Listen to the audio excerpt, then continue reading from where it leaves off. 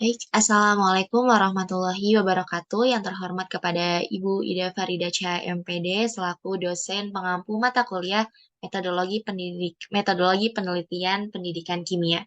Nah, adapun di sini saya Aisyah Nurhaliza dengan NIM 12120800011 dari kelas 5B.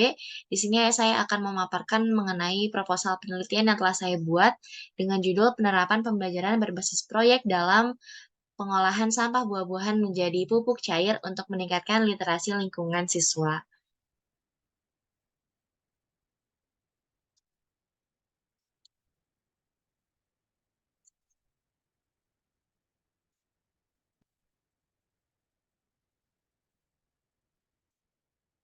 Nah, adapun yang pertama itu mengenai latar belakang.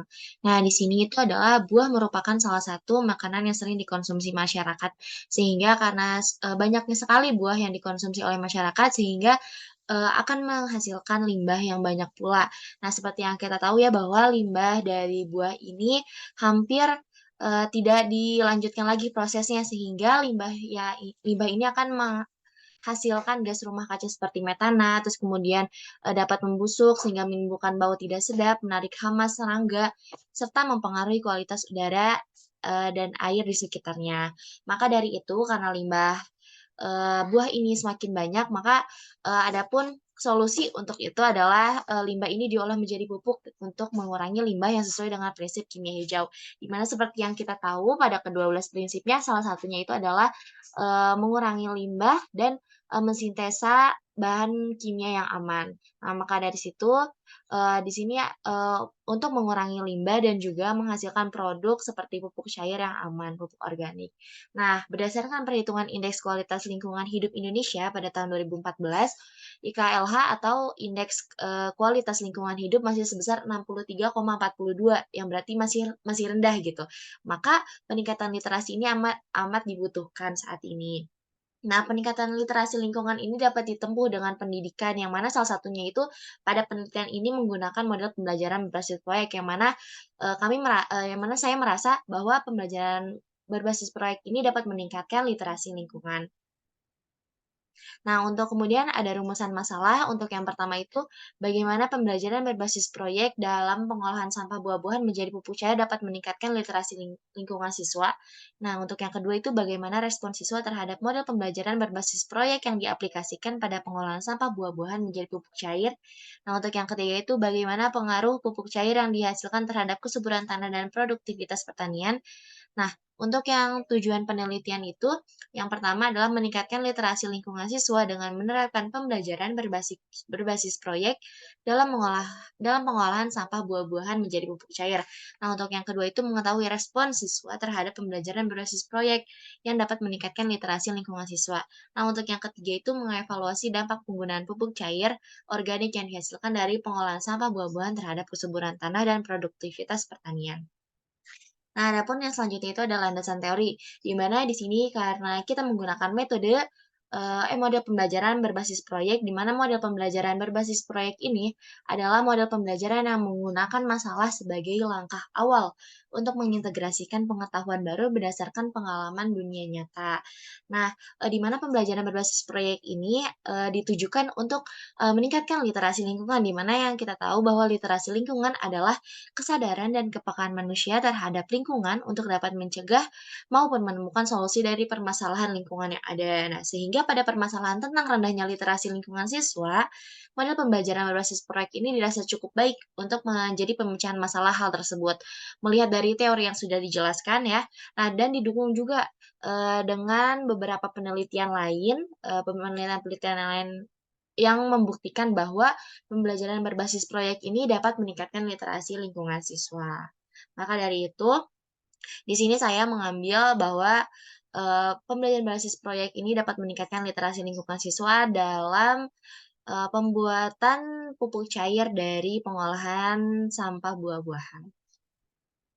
Nah, adapun kerangka berpikirnya itu untuk yang pertama di mana kondisi awal, itu di mana permasalahan awalnya adalah rendahnya kepekaan dan kesadaran siswa terhadap lingkungan. Sehingga di sini menandakan bahwa literasi lingkungan itu masih rendah.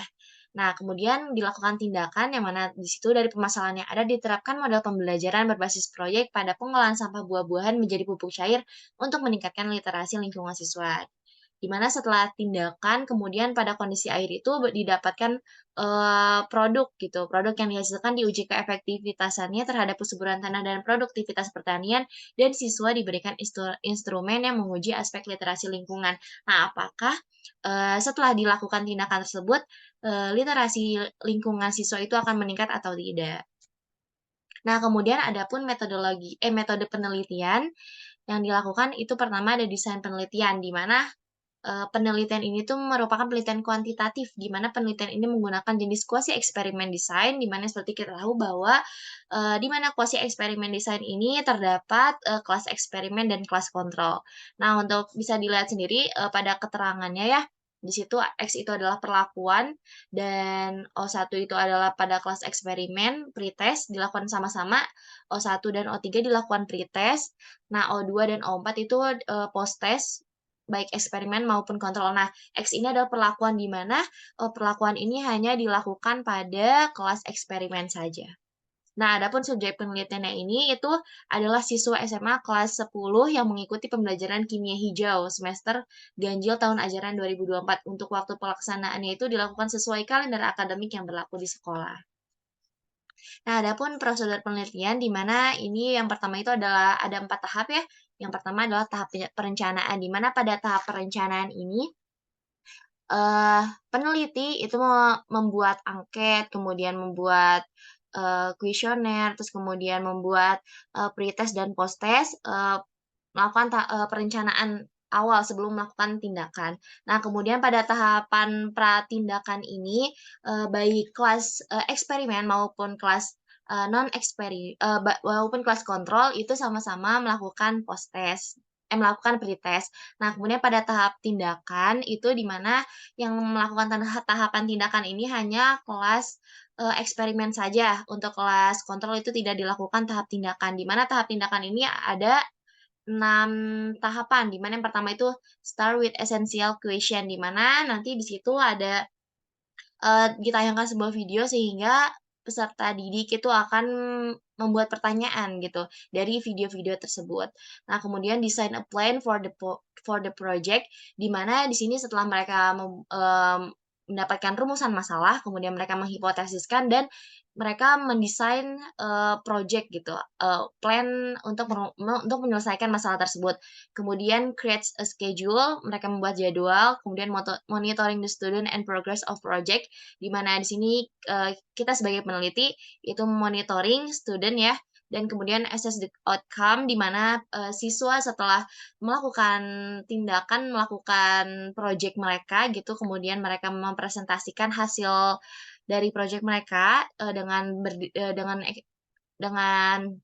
presentasi di depan kelas, kemudian evaluate the experience, di mana di situ, mereka, mengevaluasi pengalaman, selama project mereka. Nah, kemudian pada tahap observasi itu, pada kelas eksperimen maupun kelas kontrol itu sama-sama melakukan post test untuk, dilihat gitu, bagaimana peningkatannya dan, pada kelas eksperimen itu mereka ditambahkan, untuk mengisi kuesioner, tentang bagaimana respon mereka terhadap pembelajaran yang telah dilakukan. Nah, kemudian untuk adapun instrumen penelitiannya itu ada pertama dalam bekerja siswa, kuesioner, catatan lapangan, soal tes, dan dokumentasi. Nah, adapun teknik pengumpulan datanya itu dilakukan dengan cara, tes dan non-tes ya, gitu. Adapun non-tesnya itu terdiri dari angket atau kuesioner dan observasi project ya, atau lembar kerja siswa. Nah, sedangkan untuk tes itu berupa pretest dan post-test. Nah, untuk teknik analisis datanya itu, uji subjek penelitian dan analisis data literasi lingkungan menggunakan uji homogenitas, uji normalitas, dan uji T tidak berpasangan dengan bantuan program SPSS 21. Nah, selanjutnya itu menggunakan uji N-gain dan uji efektivitas untuk melihat ada tidaknya peningkatan literasi lingkungan siswa. Oke, mungkin cukup sekian yang bisa saya sampaikan. Atas kekurangannya mohon maaf. Wassalamualaikum warahmatullahi wabarakatuh.